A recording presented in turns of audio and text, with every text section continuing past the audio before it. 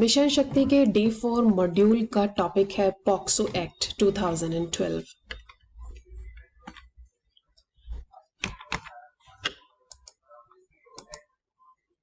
What is POXO? POXO means protection of children from sexual offense. POXO Act 2012 came into existence on 14th of November to provide protection of children from child abuse, sexual harassment, and child pornography. It safeguards the interest of the child at every stage of the judicial process और ध्यान रखता है कि न्यायिक प्रक्रिया के दौरान बच्चों की भावनाओं को चोट ना पहुंचे, इस चीज का ध्यान रखा जाता है।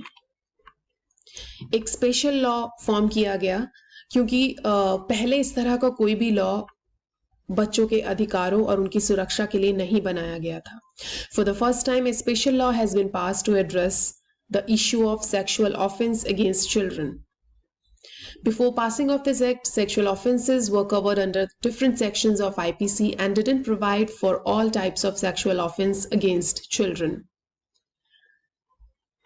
There was no distinction between an adult and a child victim. तो इस चीज की जरूरत महसूस की गई कि बच्चों के खिलाफ हो रहे दुराचार के मामलों के लिए एक अलग से लॉ बनाया जाए। Offense covered in the act. Different sections हैं, उसमें डिवाइड किया गया है इनको। Penetrative sexual assault in section 3, aggravated penetrative sexual assault section 5, sexual assault section 7, aggravated sexual assault section 9, sexual harassment section 11, using a child for pornographic purposes section 13, attempt to commit an offense even when unsuccessful will be penalized under section 16. तो ये जो सब sections जो बने हैं, इन सब sections के हिसाब से ही इनकी सजा निर्धारित की गई है। Punishment range from simple to rigorous imprisonment of varying periods along with the provision of fines too. A case of child sexual abuse must be disposed of within 1 year from the date of report.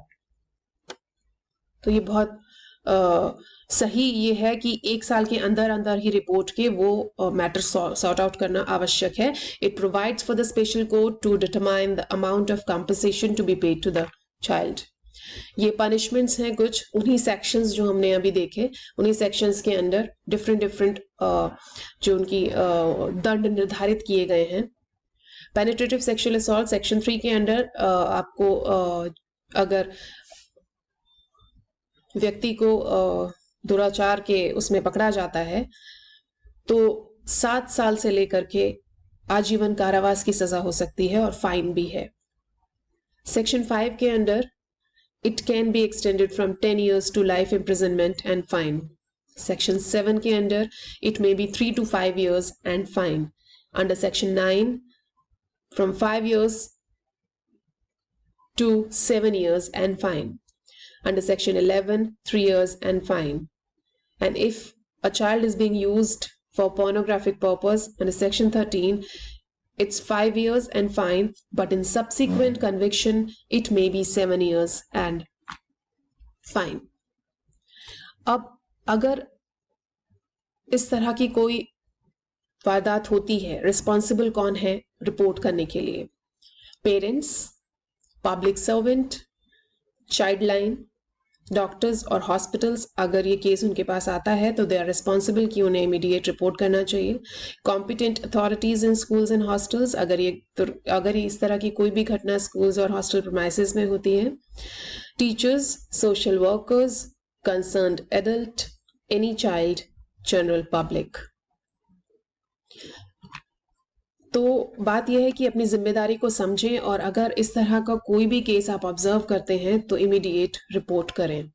Punishable clauses for non-reporting. Person in the position of responsibility, such as principal or hospital administrator, childcare institution in charge, etc., could be booked or charged under abatement. Whom to report? किसको report करें? तो ये हैं कुछ local police और special juvenile police unit, child welfare committee, child line 1098, State Commission for Protection of Child Rights SCPCR, National Commission for Protection of Child Rights NCPCR. अब सबसे बड़ी बात आती है कि इस तरह की किसी भी हरकत को रोकने के लिए बच्चों को अवेयर करना बहुत ज़रूरी है, उन्हें ये चीज़ सिखानी बहुत ज़रूरी है that what is good touch and what is bad touch. Good touch is touch that cares for them, that is necessary for their health and safety or make them feel safe or fun. तो this is our responsibility. अगर हमारे घर में बच्चे हैं आसपास तो उनको कैजुअल वे में समझाना चाहिए, उनको इस चीज़ का रियलाइज कराना चाहिए कि what is good touch and bad touch. Anything, कोई भी टच इस तरह का जो उनको अच्छा फील कराए, उनको ऐसा फील कराए कि कोई केयर कर रहा है उनकी, तो that is a good touch.